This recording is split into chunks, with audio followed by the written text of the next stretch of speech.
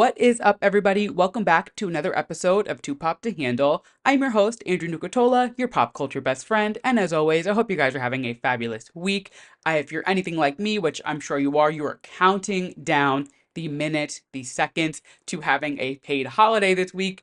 Though I am not thrilled to be celebrating our country for the 4th of July because it's a little scary times right now, little freaky business going on in America, a little backwards. I'm not thrilled to be celebrating our country. I will take the paid day off. I will take the holiday because you guys, I need it. I need this short week so bad. Pride weekend in New York killed me. Oh my God. It was quite the time. I went into this month saying I am going to be too proud to handle, and I think I accomplished that because holy shit, I don't know who I thought I was, what I was doing. I just knew I was out. I was having a good time. I was living my damn life. I was acting like I was unemployed, had nowhere to be for work on Friday morning because I went out Thursday. What Monday I was out until 2 a.m. As if I didn't have to be at work at 9. Like I don't know who I thought I was, but my God, let's get into this weekend because it was one for the books. I'm seeing so much like chitter chatter online. Half the internet had like the best time ever at Pride this weekend, and then the other half of the internet is saying it was the worst Pride ever. And like to be completely honest, Pride is what you make it. So if you didn't have fun, I completely blame you because there is so much to do, especially in New York all weekend long. If you didn't have fun at Pride, you were with the wrong people, you were doing the wrong things. That's on you, baby. Because like Pride is what you make it. So let's make it rock. You know what I'm saying? Like, come on. And with that, this Pride rocked my goddamn socks off. We started our festivities on Thursday, as one does. And yes, I did have to go into the office Friday morning. Did I let that stop me? No, because I completely blacked out on Thursday. I don't know who I thought I was. I was just like, you know what? I'll be fine. We'll be all right. I was not all right. We went to happy hour in Hell's Kitchen. We went to Rise Bar, which anytime I go to Rise, I always end up having like the craziest night. We got there at 6 p.m. We left at 10. It wasn't even that long of a night. But girl, I don't know what was going on. I don't know. It's the energy. Maybe it's I mean, realistically, it's the buy one, get one free double tequila sodas that they have for happy hour that like really sent me over the edge. 7:30 hit and I was like, oh girl, it's gonna be a night. I am going to hate myself tomorrow, but it will be okay. I'll be fine. We went out with some of our friends. We just had some drinks. I don't even know when the night took a turn, where it took a turn. Like I said, we didn't even get home that late, but my God, did they kick my ass at this bar? But I had the best time. So much fun. There is nothing better than a gay bar that plays music videos on every single wall of the bar, and that's exactly what Rise does. They were playing drag race lip syncs, music videos. If you're a New York gay, you've probably been to Rise. It's like very popular. I had the time of my life. I don't remember most of it, but you know what? I made it to work Friday. I was definitely on the struggle bus, but we made it. You know what I mean? That's all that matters. And that being said, Friday night we were like, let's love ourselves because we have a lot planned for the weekend. We were like, let's not overdo it too much. Thursday really was like the kickoff, and then Friday we were like, maybe we do like a little wholesome night and like relax, and then that way we're prepped for the weekend because Saturday, Sunday packed a punch. So Friday we ordered some takeout. We ate it in Central Park. It was gorgeous, stunning, obsessed, loved it. And then we actually, Thomas, my boyfriend, how lovely is he, surprised me with the Sabrina Carpenter Van Leeuwen collab. I don't know if you've seen, but she released an ice cream collab. It's coffee flavored, me espresso, if you will. It was delicious. It was so good. We loved it. So we had tacos in the park. We came home. We ate some ice cream. We watched Drag Race. Very wholesome. Very, we were like, let's like do a self-care day after we just went on a bender for 4 hours on Thursday and before we continued the bender Saturday, Sunday. It was a lot. It was a blast. I loved it. Saturday rolls around and we were going to see Trixie Mattel that night, and then we were had plans to go out in the village, and we had a little pregame, nothing crazy. We ordered pizza, had some high noons. We kept it cute. We kept it real cute for the pregame, some music, some chit chat, nothing crazy. Made our way over to Central Park and we had so much fun. But the elephant in the room, I did see Jojo Siwa live in the flesh, live in concert, and It was something. Let me tell you that much. It was something else. There were a few DJs before her. Amanda Lepore, she performed. Jess King performed, who I didn't wasn't familiar with, but she was actually like a killer DJ. She was so good, so that was fun. And then Jojo Siwa graces us with her presence on stage, and it was exactly what you would think of it. It was something else. I don't even know really exactly how to explain what I witnessed. It, First of all, she comes out and she has teddy bears on her tits. And I was like, okay, definitely a choice. Mind you, there was at least 10 little girls there with bows in their hair, Jojo Siwa shirts. Some of them had her Karma makeup, like that Kiss knockoff makeup. Like the girls were out for Jojo Siwa and they had to be 10 and under. And I don't think their parents realized what they were getting into when they brought their children to this JoJo Siwa concert in Central Park for Pride, because JoJo was absolutely not the Nickelodeon doll that we all knew and loved back in the day. She was she Here's the thing. It's not even that she's like a bad singer. She's not. She's a killer dancer. I will give her that. She has some stage presence. Like it wasn't that she is like a bad performer or anything. I mean, she wasn't good, but she wasn't. I've seen worse. I'll say that. Like it wasn't the worst thing I've ever seen. Her whole just like demeanor is so, I don't even know the words to say. And like, I'm all for it. Do your thing, be you. Yeah, I don't care. I don't, if that you want to act crazy on stage, go ahead. But I am just like, what is she having? Because I'll take some. Because the way that she just keeps up this like bad girl act, like, girl, what the hell are you taking that you are able to do this? Because the entire time she was on stage, she had this like bad girl, can do no wrong. Like one person booed her, and I kid you not, nobody even heard it. Not one person around me knew that anybody booed. They had to be in the second row, booed her. 15 minutes of her ranting about why you're booing me. Why'd you boo me? Who the fuck booed me? Who the fuck do you think you are? Who was it? Like pointing at the crowd. Like, girl, what are you gonna go fight them with their little teddy bear titties? Girl, like, it's just like, it's a lot. It's a lot. It's a lot. And she performed for a solid like 30, 40 minutes. I was like, when did you get this many songs? Like, when did I thought it was just the one. I thought it was just the Karma's a bitch moment and like Boomerang, which she did sing, which is literally a Nickelodeon song. So I don't know how that's flying with the people over at Nickelodeon that this new JoJo is performing Boomerang. It would be like Bangers Miley Cyrus performing Best of Both Worlds. Like it just like it's like water and oil. They just don't mix. And I don't understand. I get it. She's 21. She's trying to have fun. She's doing this. She's gay. She's a lesbian, whatever you want to call it. I get it. And I support that. When JoJo came out, I was very behind it. I was like, good for you. There is a young, like, icon for these girls, for these kids to see like a gay person in their space on Nickelodeon. It was huge. I was honestly very thrilled about it. And the last few months, I am just like, girl, you need to pack this up. Like, it is just getting crazy. It's, dare I say, it's getting too pop to handle. And that takes a lot for me to say in a negative way. You know what I mean? Like it's getting to a point where I'm like, when are we gonna cut the bit? When are we gonna go back to just like being a lesbian and not being like this? Because it's a lot. It's a lot. I know she's doing it for the bit, and like I commend her for that. You know what I mean? Like if anything, she's committed. She is committed. She is dedicated. She is doing her damn thing. But like, my God, can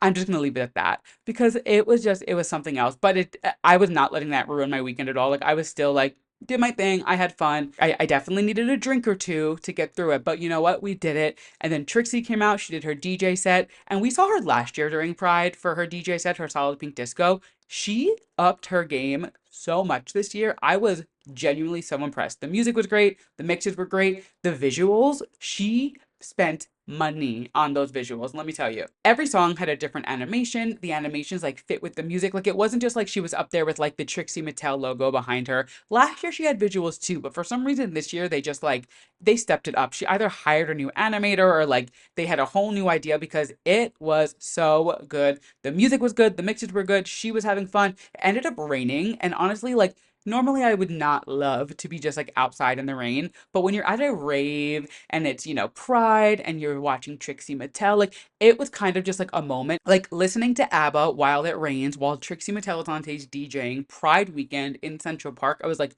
this is what Lizzie McGuire and Hilary Duff were singing about.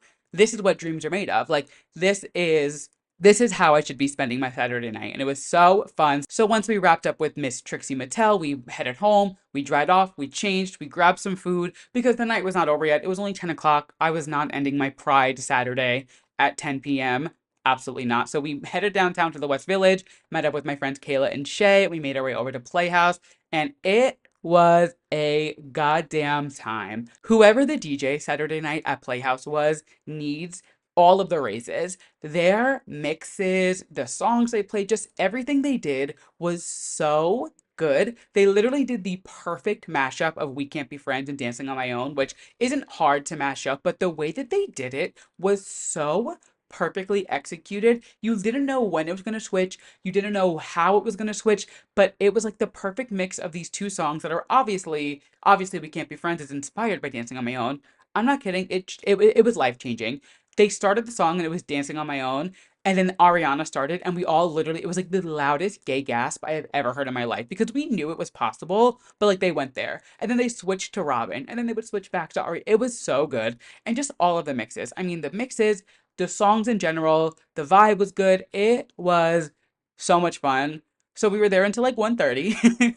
And then like any night in the West Village, you have to stop and get a slice at Bleecker Street Pizza. So we made our way over there, got ourselves a slice or two, and then we ended the night. I think we were home by like 3, which is late, but like knowing that some people were out until 7 a.m., I'm like, you know what? That's like a wholesome Pride night. You know what I mean? Like compared to what some people were doing and how late some people were out, 3 a.m., not that bad. It's a walk in the park, a walk in Central Park with Trixie Mattel, if you will.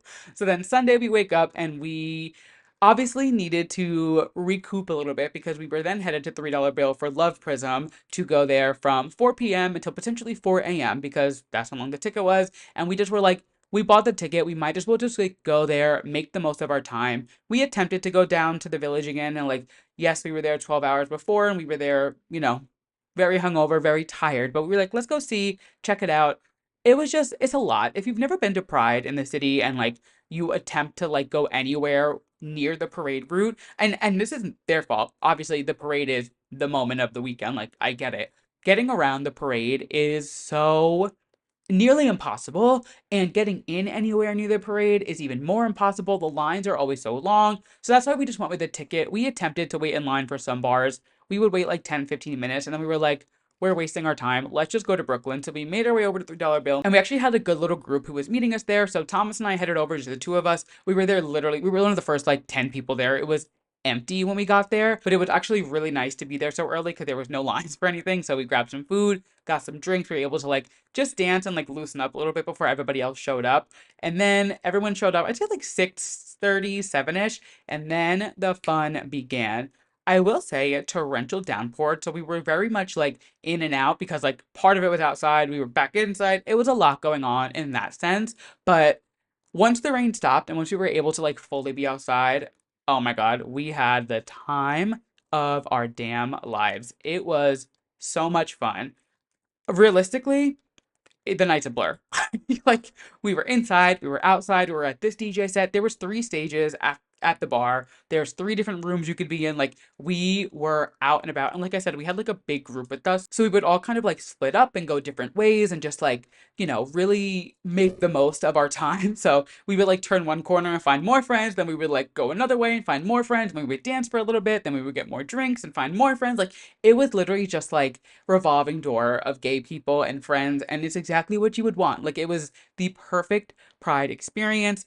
Adam Lambert came out and performed at one point, which was crazy. We turned around at one point, Bo and Yang was behind us. Like, it was just like, it was a lot. It was so much fun. I had a blast. And I just need to say, Charlie XCX was not lying when she said it is a Brat summer. Between the three stages at $3 Bill, I probably heard the entire Brat album in some aspect at some point throughout the time that we were there. It was literally like every other song was Charlie. Not a single complaint. Everybody was living their best Brat life. It was so much fun. I had this moment. We were walking out of the main room of $3 Bill to the like smaller part of it just to go like check it out, but we had to walk through the outdoor part to get there. So we were like walking through the outdoor dance floor, and the Girl So Confusing remix came on, and everybody else had already walked in, and I heard it, and I literally was like, turned around, went back, found a random group of gay people, danced and sang the song with them for the 3 minutes and 47 seconds, however long the song is, and we had the time of my life. So if you are those strangers and you somehow came across this and we danced together to the Girl So Confusing remix, thank you for that. It is a core memory. Couldn't point you guys out of a lineup. I'm sorry. It was dark. I was drunk. There was a lot going on, but I had the time of my life with you strangers. And then it just kept going. Like, we would get to a point where they'd be like, should we leave? And like half the friend group would be like, yeah, we're gonna go. And I'm like, nope, we're staying. And we would just run back to the dance floor. Like, it was just one of those nights that we did not want to end. It was so much fun. Ugh, this Pride was one for the books. Absolutely the best time I've ever had at Pride. I loved it. I am still paying for it. I am so tired. But you know what? That's the price you pay being gay. And like I said, we have a short week this week. So we're fine. Like, we're good. We're surviving. We're thriving. We'll be all right. I will catch up on my sleep eventually. I will never be 29 years old singing the Girl So Confusing remix featuring Lord with Strangers again. You know what I mean? And with that, happy Pride. What a killer Pride month, Pride weekend. June was so much fun. It was exhausting, but I had the time of my life in June. Like, it honestly, probably one of my favorite months of my life I've ever had, and it was just chef's kiss, incredible. To anybody I partied with this weekend, to any of the people that I, saw, if I bumped into you, if we went out together, it was such a fabulous weekend. Thank you for making Pride so special. Oh my God, I got to see Jesus and Sergio from Gay Pride Apparel, which was fun. We saw them at Trixie and hung out with them for a bit. So fun seeing them. If you're new here, I was part of their 2024 Pride campaign, and I hadn't seen them since the photo shoot, so it was so good to see them, hang out with them for a bit. It was just like one big gay weekend. It was a blast. I am so tired. And let's get on with the show. So, yes, now moving on through the show and getting into the pop culture things, because that's what you guys are here for. Let's chat about some music, because there's some controversial music that came out last week that I'm excited to talk about. I was not, it's like I said, it's been a long month. I didn't even mention that these albums are coming out this week because I fully forgot. It is what it is. What are you gonna do? You know what I mean? It's my show. If I forget something, who cares? But Camila Cabello did release her album last week. I honestly didn't know it was coming out. I forgot. I said it a while ago. I don't listen to her. I'm not the biggest fan. She's just like not my cup of tea anymore. I loved Fifth Harmony and I loved her first album, but I lately, the past few years just has not been my vibe. But her album did come out on Friday, and I saw so many people online saying it was so good, how much they loved it. I was like, you know what? Let me give it a shot. And the selling point was that my boyfriend Thomas, he was like, Andrew, you're going to love this album. Put it on. You're gonna love it. You have to listen. So I was like, you know what? Let me take his word for it. Like, he wouldn't tell me to listen to an album, especially Camila's album, if he didn't think I would actually love it. It's like, let me take his word for it. I'll put it on. I'm not gagging the way everybody else is. It's a good album. Like, it's fun. I enjoy it. I probably won't listen to it again. There are some songs. The one song, Dream Girls, I really did like. That one was good. And I liked the Drake collab. I will say they were good. And I will probably listen to them, those two tracks. But the rest of the album, it was good. It was fine. Just with like the caliber of music being released. I keep saying it. I'm like, if something's going to stick for me at least this year, it really needs to like blow my socks off. And right now, all I'm listening to is Brat, Chappell Roan, and Sabrina Carpenter. Those three have honestly been my repeat. I really have not ventured too far off the path because why fix something if it's not broken? You know what I mean? Like, why switch up what you're listening to if you're loving what you're listening to? And I cannot get enough of Brat. What can I say? Sue me. I'm a gay man. So I did listen to Camila's album. I honestly did not plan to. I didn't expect to talk about it when it was announced. I didn't expect to chat about it because she's just not my thing. But I did listen to it. It was good. I understand why people like it. I'm not gagging. I'm not going to be adding it to my playlist. It's going to just, it'll exist and it is what it is. The next album that came out on Friday was an album that I was very excited about when it got announced, but I think just like, Pride Month, Brat Summer, it was a lot going on. I completely forgot that it was dropping on Friday just because it's been like Bus Club, another club. But Megan Thee Stallion's album came out on Friday. It's self-titled, it's called Megan, and I love it. You guys know I love me some Megan. I just think she is the bee's knees. I'm obsessed with her, and this album is killer. She did such a good job. I definitely need to listen to it more to really like pick my favorites, but just my first few listens, I want to say I listened to it like 3 or 4 times, fully through, start to finish. I loved it. It was so good. She is just so good at what she does. I'm obsessed with her. You guys know I love her so much. Loving this new album from Megan, and I definitely am going to be, I'll be putting it into my rotation a little bit. Not as heavily as some other releases this year, I don't think, but I'm definitely liking it. I want to listen to it a few more times and get like my favorites, pluck them out of the pack and then, add them to a playlist and go from there. But yes, loving this Megan release. It was great. She can do no wrong in my eyes. And the third and final release we had from last week was Lil Nas X. He dropped a song for the new Netflix movie Beverly Hills Cops 2. I guess it's the sequel to the first one. That's what a sequel is, Andrew. Hello. But he dropped a new song called Here We Go. And I was saying last week that I wasn't sure what to expect from a soundtrack song from him because I don't think we've ever gotten a song from him for a movie. If we have, take my stand card away, I guess, whatever. But while I was listening to it, I was like, okay, I can 100% see where this is going to fit into the movie. I'm not sure if the movie came out yet or not. I didn't even know the first one existed, to be honest. I didn't know there's going to be a second one, so it is what it is. I will never watch this movie, but while I was listening to the song, I was like, okay, I could 100% tell that this is a song for a movie, and I said that in a good way. It was fun, it was upbeat, it did what it needed to do. Will I be listening to it again? Probably not. And that's okay. You know what I mean? Like, you don't need to love every song that comes out. And that's something that I've learned the last few years, especially now doing the podcast. I used to like a song would come out from an artist and I would be like, I need to listen to this song on repeat, nonstop, know all the words, know what scene it's in, what it does in the movie, how they're tied into it. And like, life is so much better when you just enjoy music to enjoy music and not have to like dissect every piece of it in every second. And that is exactly what this is. Good song to listen to. It's going to do fantastic in the movie. If anybody watches it, let me know what scene it ends up in because I'm not going to watch it. Just going to say it, why lie? But yes, the song was good. I liked it. And it's like Harry Styles once said, this movie feels like a movie. This song sounds like a song for a movie. And that being said, those are all of our releases from last week. And we have a very exciting release coming out this week. So this wasn't announced until over the weekend, but Kesha is dropping a new single on Thursday, so July 4th, and it is her first single as a free woman. If you guys don't know her whole battle with Dr. Luke and that whole drama, it's crazy. It's a whole thing. It's a whole situation. I feel like if you're listening to this, you know the situation. So this is her first song that she's releasing completely as an independent artist, which is so exciting. It's called Joyride. She actually previewed it over the weekend at Planet Pride, which is like a Pride festival here in New York. I listened to some clip, but I didn't want to form any opinions off of like a live version of it. I want to wait till we have the song. So I've heard bits and pieces of it. I'm not going to say anything about it until I hear the full song this week, and we will chat about it next week. But those are our Drew releases for this week.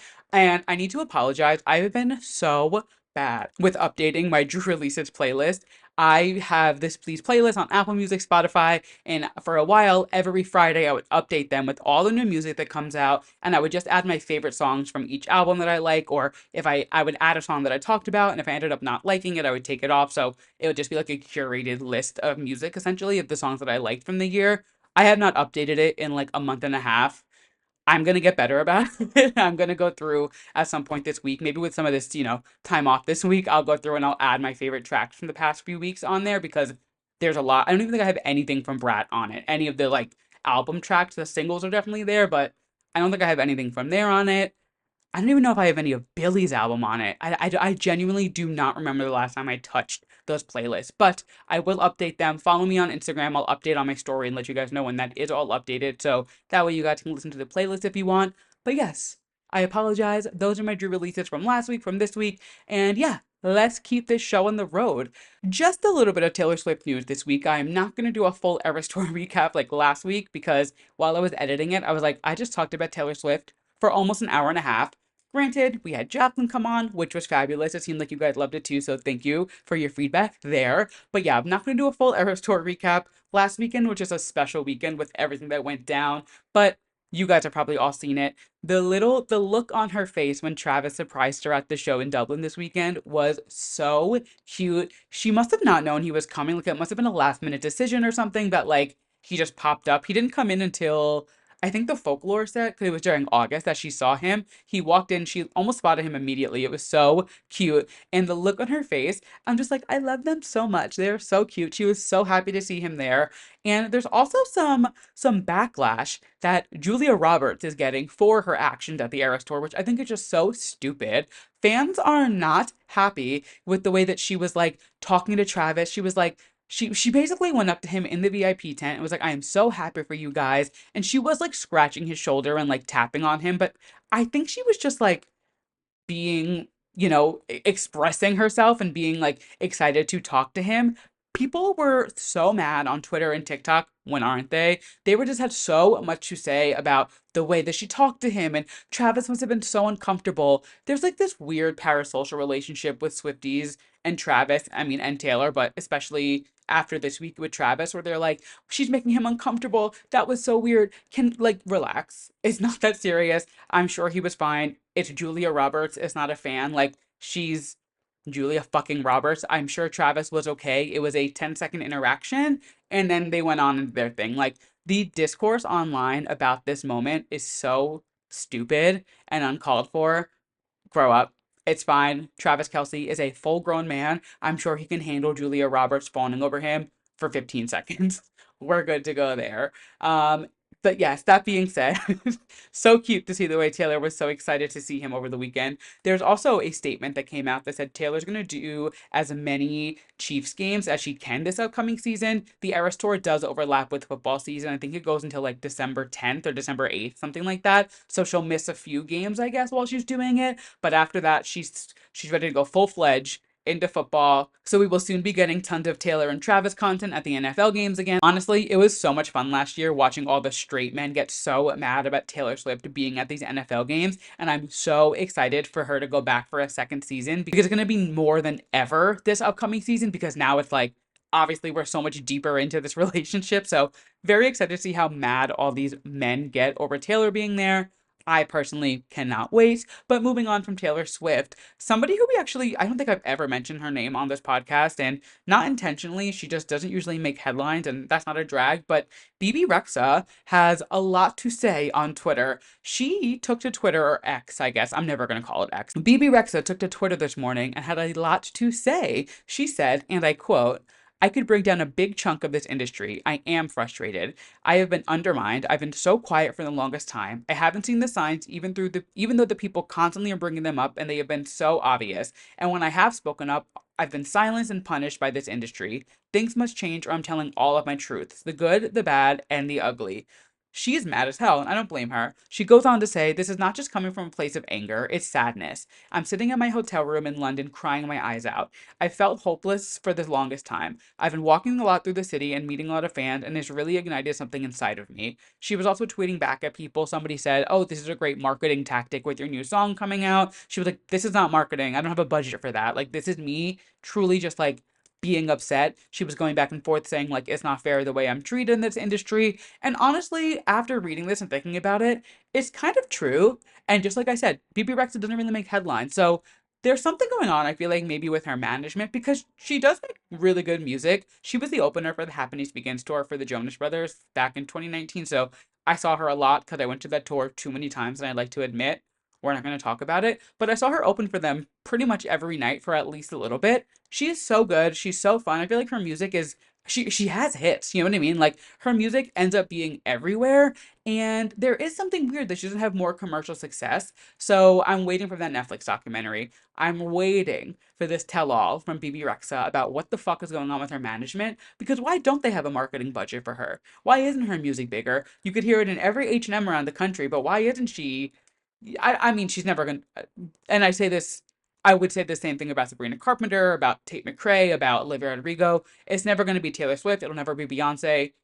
They're just not those girls. There's only one Taylor Swift. There's only one Beyonce. But Bebe Rexha could definitely be pulling like Tate McRae numbers and Tate McRae success, and it's a little weird that she isn't. So ready for that tell-all whenever Bebe is ready to, spill the beans. And she did just have a song come out last week, and again, I didn't know about it. Maybe that's on me. Maybe I'm just not too in tune with the Bebe Rexha's radar. Maybe I need to follow like Bebe Rexha updates on Twitter. But she did have a song come out last week that I just found out about today. So I'm gonna go stream it. Everybody go stream a Bebe Rexha song or two. Let's get our girl some coin. Not me turning into a Bebe Rexha stan. It's there is just so much like dirty, like sliminess in the music industry, and you don't know about it until these artists speak up. So I am all for these artists fully just being like, fuck this, I'm more talented than this, I deserve more than this. And it seems like she's just like at a breaking point, which I don't blame her. If this is what's been going on for so long, and thinking back at it, it's like, yeah, this does kind of make sense. She's been making music for so long, and she's not, I mean, is she making groundbreaking music? No, but it's good music that should have more of a buzz around it. So I'm ready for whatever tea she's about to spill because I feel like it's going to be piping hot. Moving on, some TV news.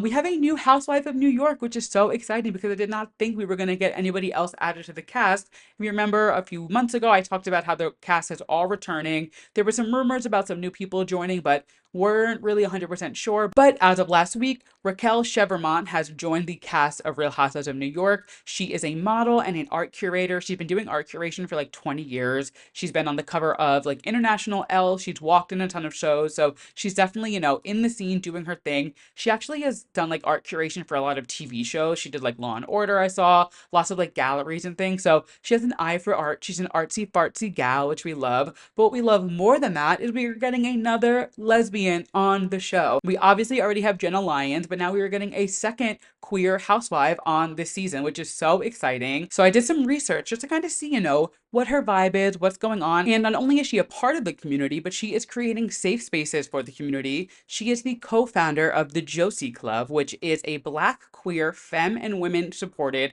and operated social impact group that organizes community around collaborative event productions. They said on their website that they produce spaces and atmospheres that are safe, welcoming, and luxurious, which we love to see.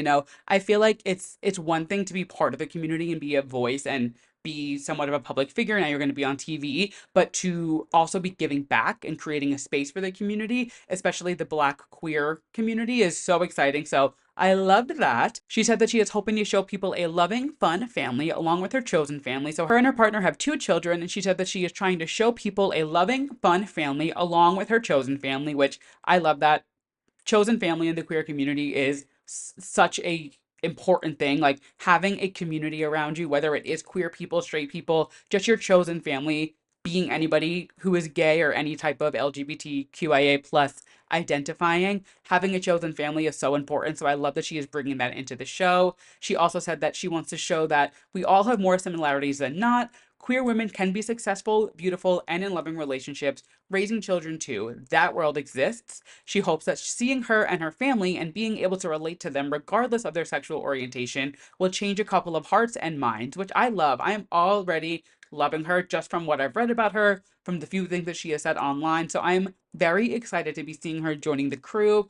Going to be a very fun mix. I'm very excited for this season. We don't have a date yet. We don't know when it's coming out, but I will be seated. We will be recapping it every week, just like we did season 1, and I am so excited. And in other TV news, RuPaul's Drag Race Canada vs. the World season 2 is coming out in just a few weeks, July 19th, and I'm very excited for this cast, to be honest. There's only 2 girls on the list who I'm not familiar with.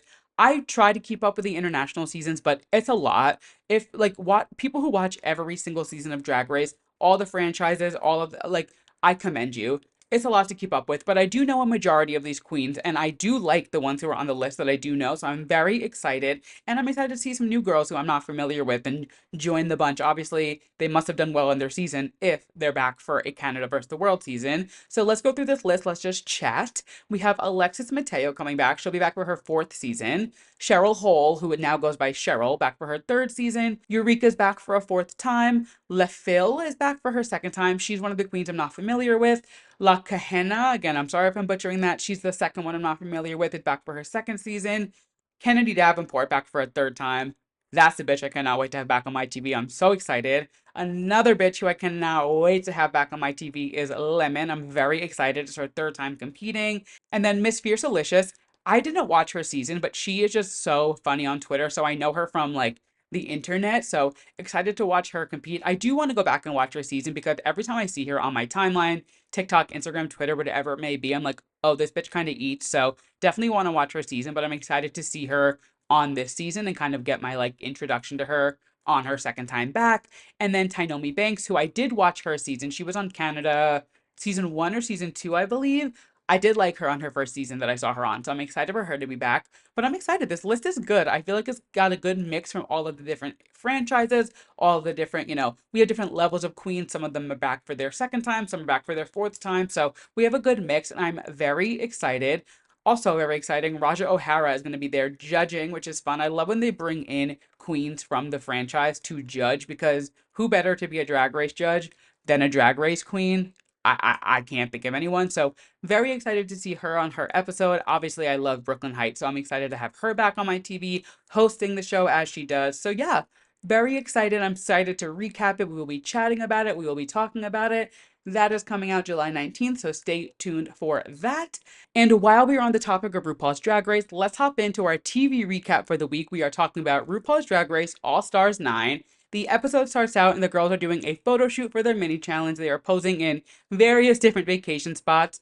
Again, the mini challenges are so interesting to me because they just have these girls doing whatever the fuck they want. And it's so entertaining. It is so wild. They must just like throw things at a dartboard, different like words, and be like, all right, photo shoot, vacation, doing this, and like however they come up with it. Again, I talked about it last week, but it is so admirable the level of creativity they take to do these mini challenges. So Nina West ends up winning, and now she wins another $2,500 for her charity. Love to see it. And we then find out that the challenge this week is the girls are making outfits based on RuPaul music. So each girl gets to pick a different song by RuPaul and gets a pile of like fabrics and garments, things like that, inspired by the song. And this was a fun challenge. I thought this was really, really cool. Just like a fun way to kind of get the girls, again, connected to Ru. I feel like this season just feels like Ru is more in tune with the girls. Like they're spending so much time with the queens, like Ru with the queens, I mean, also just the girls like connecting with each other and now doing this with Ru's music. Like they're just different levels of, I feel like, their relationships with the queens and Ru this season that we don't always get. So I'm really loving that aspect of it. And honestly, I loved everybody's looks this week. So let's go through Miss Angeria. You guys know my girl. She killed it. I loved her look. Her Ru song was Cake and Candy, and I thought she killed it. I thought it was so good. Gottmik had new friend silver, old friends gold. That bitch can turn a fucking look. The way that she took that fabric, sewed it together, turned it inside out, braided it together, and then made a dress out of it and made a whole concept with it. Like, that was so impressive. She is so good at what she does. She does drag to a different level, and it is so admirable. I loved her look. Georges had I Bring the Beat. She had a cute look. She definitely pulled it off so well. They were saying on the pit stop this week, they were like, when we saw that pile of fabric, we didn't know what to expect. I felt the same way. It was this like galaxy metallic material and then like neon green, which definitely can work, but you have to do it right. And Georges did it right. I thought she killed it. It was cute. It wasn't my favorite look ever. Like it was very simple, but she did a good job at putting it together and making it not just be a boring look. You know what I mean? Next up, we had Nina. She had Cha Cha Bitch, and she did such a good job with this look. I really liked it. These past 2 weeks, I've been so impressed with Nina, which is not where I was at the beginning of the season. But these past 2 weeks, she's been doing really, really well, and I loved it. Thought she did a really good job for especially going out of her comfort zone. Cha Cha isn't really Nina West's gig, so the fact that she was able to take what she was given and just kind of like turn it into something that wasn't terrible, very proud of Nina this week. Next, we had Plastique. She had Star Baby, and she just, I mean, come on. Making that entire outfit, the giant star, the train, like, she is too good for words. obsessed. And just like the fact that she's able to do it in the time allotted and it's done so well. It's not like she it looks like she put it together in like 10 minutes. Like it looks like this was made before she got to the show. She is unreal. She is incredible. I love her. Next up, we had Roxy. One thing about Roxy Andrews is she is going to turn a design challenge. She knows how to sew, she knows her body, she knows how to put something together. This is no different. She had Lady Cowboy and she did such a good job. I love this look. Next up, we had Chanel, who had Hey Bitches Christmas. One thing about Chanel, two things about Chanel. One, the bitch loves Christmas. And two, she's going to sell a garment. The dress was nothing crazy. Let's call it what it is. It wasn't bad, but it wasn't like groundbreaking. You know what I mean? It was cute. It looked like Christmas threw up on her in the best way possible, but she can sell a fucking garment on that runway. She could walk down that runway in a hefty trash bag. Just the way that she sells it to the judges, she would look great in it. And I love this look. It was really, really fun. And who better to do a Christmas look than Chanel? Nobody. Finally, we had Vanjie, who had Kitty Girl. It was cute. I liked it. Nothing crazy, but she looked good. Vanjie is just so stunning. I think she could literally, like Chanel, she could walk out in a brown paper bag, and her mannerisms and just the way she does her hair, her makeup, like she can just sell it. She knows what she's doing. But I did love that like purple leopard print kind of vibe on her, or cheetah, whatever it was. Gorgeous, stunning, loved it. I love Vanjie. I think I'm biased just because like I genuinely am obsessed with Vanjie. Who isn't? But yes, I love this look. This was a good runway. I thought everybody really did a good job. They had to fully come up with a concept, design it, and just like that's not easy to do. Even if it is your second, third, fourth time on Drag Race, like it's not the easiest thing to do. So the fact that they all did a pretty good job, I would say, very impressive. We then come to find out that Plastique and Roxy win. Again, I was happy with really everybody's looks this week. I'm fine with this. I'm very happy with it. They end up lip syncing to No One Gets the Prize by Diana Ross. Roxy wins, which, I mean, Roxy has literally never lost a lip sync on Drag Race. That is such a crazy thing to be able to say. She has never in her life lost a lip sync for her life. That is incredible. I think this was her fifth time lip syncing ever on Drag Race and never losing. That's impressive. She needs like a plaque. I hope they give her like some type of like, I don't know, commemorative something because like that is very impressive to never lose a lip sync. To nobody's surprise, she heads over and cuts off Angeria. Even Angeria knew it was coming. She literally held her hand out to take the ruby red snippers. But in better news, this is the last week that they can cut somebody off. So we must be getting to the end of the season because I feel like they wouldn't stop the cutting off if it was still a while to go, which is sad because I am really liking this season. But it is nice because now there's going to be no more of this like cattiness. Cutting people off every week is going to just end it. The Roxy and Angeria beef, that's not even beef. It's just like they're both killing the competition and are pretty much just like neck and neck for the crown.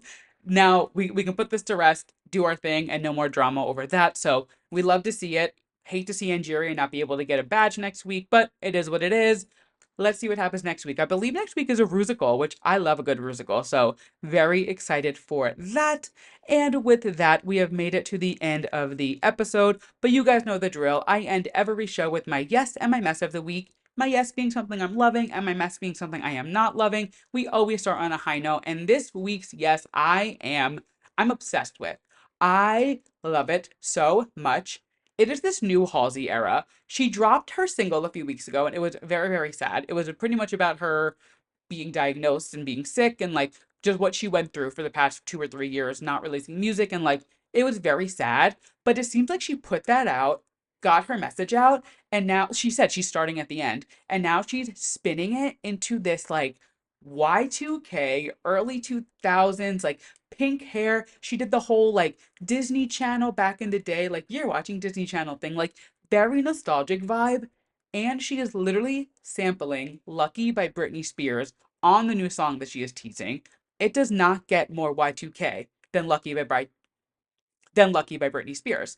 It's so major. I am so excited for this era. I wasn't sure exactly where she was going to go after that lead single, but I think the way that she released that and now she's taking a completely different turn. Normally I'd be like, not the best idea, but the way that she's doing it is so well done because she said, I'm starting this album at the end. She is telling us, hey, here's what happened. I was sick. Here's what was going on. And then immediately is shifting into this different kind of vibe where, I mean, she's done a few different genres. Like she's had her hands in a few buckets over the years. So she can definitely kind of genre bend a little bit. So I'm excited to see where we go from there. I'm loving this vibe of this era. I think it's gonna be major for her. Cannot wait. And just like sampling Britney is fucking crazy. I'm so excited. On the other hand, my mess for this week, and I'm going to keep this short and sweet, the mess is the country. My mess is literally the state of America right now. Because what the fuck? The debate last week, I don't even know, I'm not going to begin because we're doomed. I hate to say it and I hate to be negative because that is not like me. I'm a very positive person. We are so fucked. We are so fucked. I don't know where this election is going to take us at the end of this year, but I'm scared either way. And I'm not thrilled with our Democratic candidate either, but we need to vote blue. Please make sure you are voting in your local elections because that's really where it all starts. Like power, it is small and mighty, and it is just I'd like to think that the people listening to this podcast are like-minded like me and are voting in their local elections, voting in every election, educating themselves, educating the people around them, surrounding themselves with people who are like-minded. But like this is scary. This presidential election is kind of freaking me out, and I hate to get political on the podcast because I like this to be a fun, lighthearted space, but it's very real and it's very scary. So yeah, just make sure you're educating yourself. Let's do what we can to not be completely fucked come November, okay? Please just let's try.